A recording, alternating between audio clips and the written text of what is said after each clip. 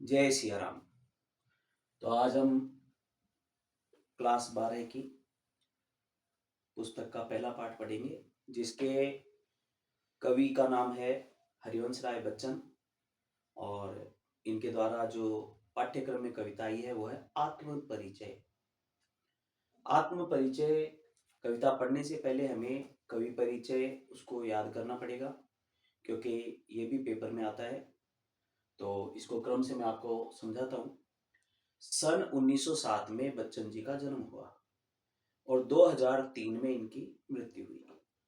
सन 1907 से लेकर के 2003 तक देखें तो लगभग 96 यानी 96 वर्ष लगभग इनका जीवन काल रहा। इलाहाबाद, आजादी से पहले इलाहाबाद इसको कहा जाता था। वर्तमान समय में इसका नाम बदल करके वापस प्रयाग कर दिया गया है उत्तर प्रदेश के मुख्यमंत्री योगी जी के द्वारा। इनकी रचनाएं हैं वो याद करने के तरीके से मैंने लिखी है। मधुबाला मधुशाला मधुकलश, मधुबाला मधुशाला मधुकलश। 3 बार बोलेंगे तो याद हो जाएगी। मधुबाला मधुशाला मधुकलश।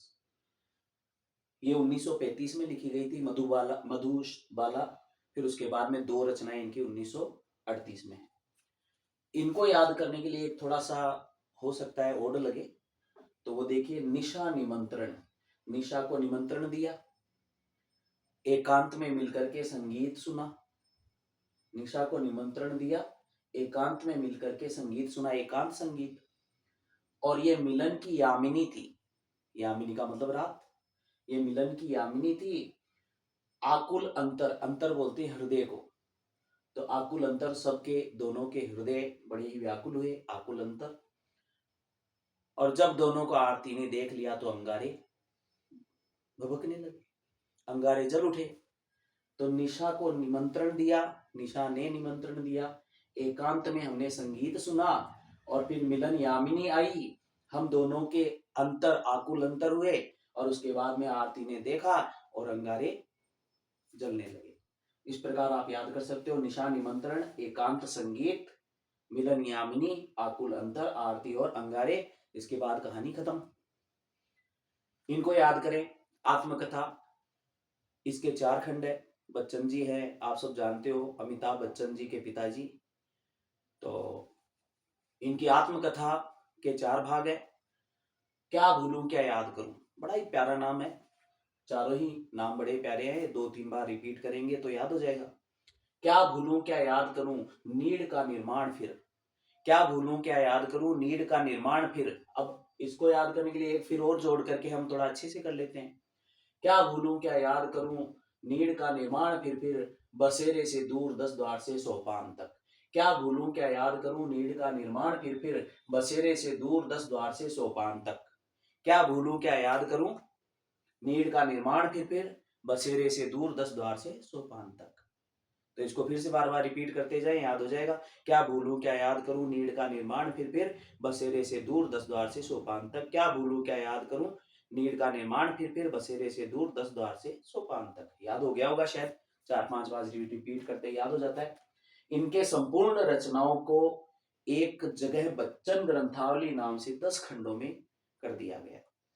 संपूर्ण वाङ्मय है इनका, बच्चन ग्रंथावली नाम से एक जगह किया हुआ है।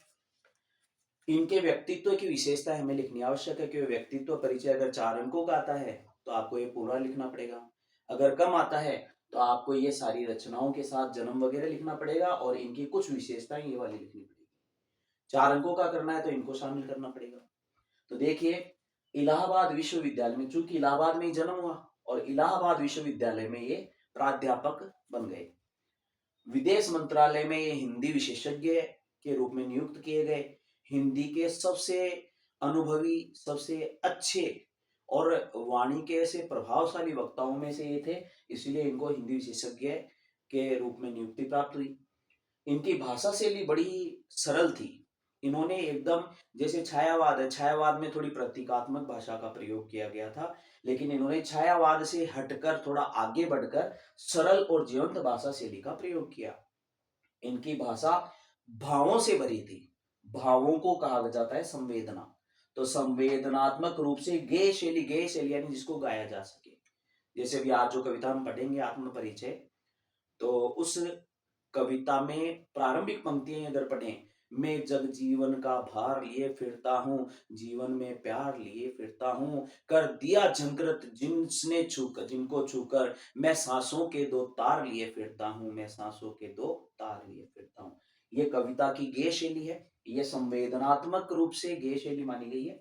व्यक्तिगत अनुभूतियों की अभिव्यक्ति, व्यक्तिगत का मतलब इनके जीवन में जो कुछ भी घटित हुआ है, जो कुछ भी इनके जीवन में घटित हुआ है, उनको इन्होंने जीवन में भोगा है और उस जीवन की सारी अनुभूतियों को इन्होंने अभिव्यक्ति प्रदान की है अपनी कविताओं के माध्यम से। इन्होंने कहानी, नाटक, डायरी, आत्मकथा आदि सभी विधाओं में प्रयास किया है लेखन का और बहुत अच्छी अच्छी रचनाएं इन्होंने लिखी है।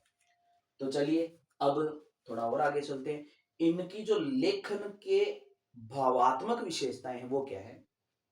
उमर खयाम फारसी एक कवि हैं जिनकी एक मस्तानापन, एक अलग ही प्रकार का जो उल्लास है हृदय में, आनंद है, वो आनंद की अनुभूति वाले जो भाव है, वो भाव हमारे यहाँ हरिवंश राय बच्चन जी की रचनाओं में देखने को मिलते हैं। इनकी सबसे प्रसिद्ध रचना है वो मधुशाला है और मधुशाला में ऐसा मधुरता से वर्णन किया गया है कि उसका जो एहसास है वो मनुष्य को मनुष्य के स्तर से ऊंचा उठा देता है। कैसे? मानव है, वह सुख आता है तो खुश होता है, दुख आता है तो दुखी हो जाता है, लेकिन जब ये ऐसा मस्तानापन आ जाता है तो एक बेख्याली सी मन पे छा जाती है। सुख दुख दोनों में ही वह एक अलग सी मस्ती में जीवन जीने लगता है। तो इनकी रचना मधुशाला, दुनिया को मधुशाला इन्होंने माना और जीवन को मधुकलश माना है। और उसमें कल्पना, कल्पना के आधार पर उन्होंने जो लेखन किया है वो कविता, उस कविता को एक प्याले के रूप में पूरे संसार के लोगों के सामने ऐसा परोसा है कि जीवन को आनंदमय रूप में जीवन जीने का संदेश इन्होंने दिया है। तो जिसमें ढालकर जीवन पाठक को पिलाया जाता है और जीवन क्या है, सुख दुख का आना जाना लगा। तो ये आना जाना जो लगा रहता है, इसमें भी सहज भाव से जीवन जीने की प्रेरणा इन्होंने दी है। तो आज का हमारा ये परिचय बच्चन जी का है और इस परिचय को आप एक बार में याद हो जाए तो अच्छा है, नहीं तो दूसरी बार में रिपीट करें और याद करें। कविता में कल पढ़ाऊंगा और पहले एक बार आप उसको पढ़ करके देखें ताकि आपको पढ़ने में आसानी हो, जल्दी से समझ में आ जाए। धन्यवाद। जय सिया राम।